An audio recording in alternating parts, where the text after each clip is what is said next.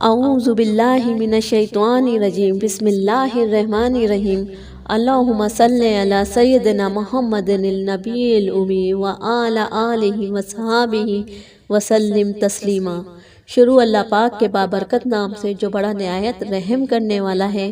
Islamic and قرآنی channel کے viewers السلام علیکم، امید ہے آپ سب لوگ خیریت سے ہوں گے۔ ہماری نیک دعائیں آپ لوگوں کے ساتھ ہیں۔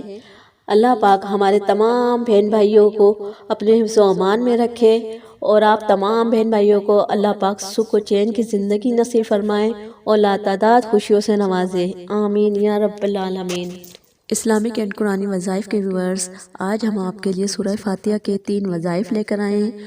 سورہ فاتحہ کے بارے میں کہا جاتا ہے کہ اس کی اتنی زیادہ فضیلت ہے، اس کے بارے میں نبی پاک صلی اللہ علیہ وسلم نے خود فرمایا کہ اس سورت کی برکت سے اللہ پاک نے اس سورت میں شفائے کاملہ رکھی ہے۔ اگر کسی مریض کو دم کر کے پلا دیا جائے تو اس کو فوری شفا ہوتی ہے۔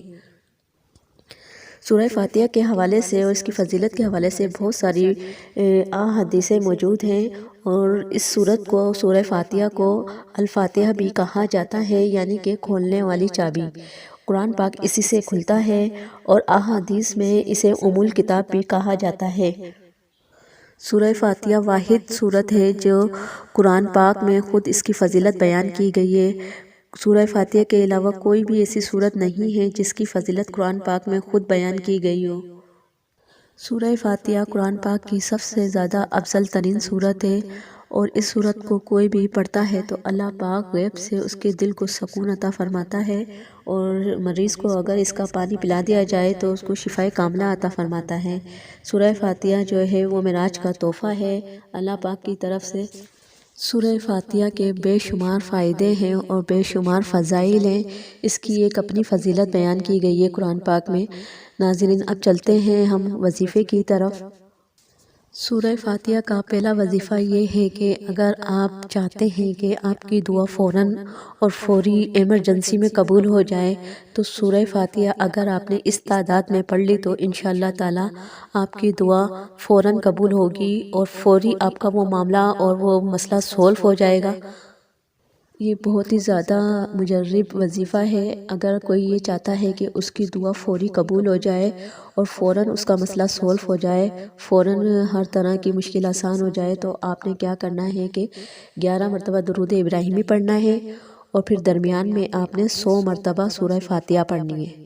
پھر آپ نے 11 مرتبہ درود ابراہیمی پڑھ کر اپنا مسئلہ ذہن میں رکھتے ہوئے اللہ پاک سے دعا کرنی ہے۔ انشاءاللہ تعالی اس عمل کی برکت سے آپ کا مسئلہ فوری حل ہوگا، اور یہ آزمایا ہوا وظیفہ ہے، آپ کریں انشاءاللہ تعالی فائدہ ہوگا۔ سورہ فاتحہ کا دوسرا وظیفہ اس طرح سے ہے اور ان لوگوں کے لیے ہے جو یہ چاہتے ہیں کہ اس سورت کی برکت سے فوری شفا ہو جائے، کہ کوئی بھی بیماری ہو، کسی بھی حوالے سے ہو، چاہے وہ ہارٹ کی بیماری ہو یا شوگر کی ہو یا کوئی بھی قسم کی بیماری ہو یا اولاد کا مسئلہ ہو، اگر آپ یہ عمل کریں گے تو انشاءاللہ تعالی اس عمل کی برکت سے شفا کاملہ عطا ہوگی۔ دوسرے وظیفے کا طریقہ یہ ہے کہ آپ نے 11 مرتبہ درود ابراہیمی پڑھنا ہے، اور درمیان میں آپ نے 41 مرتبہ سورہ فاتحہ پڑھنی ہے۔ پھر آپ نے درود ابراہیمی پڑھنا ہے 11 مرتبہ، اور ان 3 کھجوروں کو آپ نے لینا ہے اور اس پہ یہ دم کرنا ہے۔ اور کسی بھی بیماری کے لیے یہ کہا جاتا ہے کہ اس عمل کی برکت سے بیماری ختم ہو جاتی ہے اگر کنٹینیو کیا جائے تو۔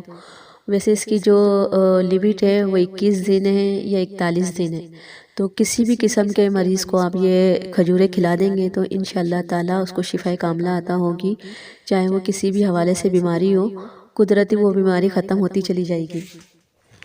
سورہ فاتحہ کا تیسرا وظیفہ ان لوگوں کے لیے ہے کہ جو یہ چاہتے ہیں کہ ان کی زندگی پرسکون گزرے اور کسی بھی قسم کی ٹینشن ڈپریشن نہ ہو، تو آپ نے کیا کرنا ہے کہ ہر نماز کے بعد آپ نے 100 مرتبہ، آپ نے سب سے پہلے 11 مرتبہ درود ابراہیمی پڑھنا ہے، پھر درمیان میں آپ نے 100 مرتبہ سورہ فاتحہ کی چھوٹی سی آیت ہے ایاک نعبد و ایاک نستعین، یہ آیت آپ نے 100 مرتبہ پڑھنی ہے۔ پھر آپ نے 11 مرتبہ درود ابراہیمی پڑھنا ہے ہر نماز کے بعد۔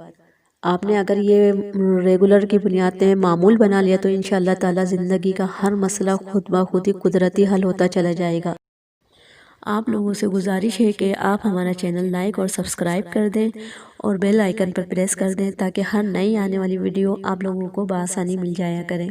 اور آپ لوگوں سے گزارش ہے کہ جو کوئی یہ چاہتا ہے کہ اجتماعی دعا میں شرکت کرے تو آپ ہمیں کمنٹس باکس میں اپنے نام کے ساتھ سینڈ کریں تاکہ ہم آپ کو اجتماعی دعا میں شرکت کے لیے رکھیں۔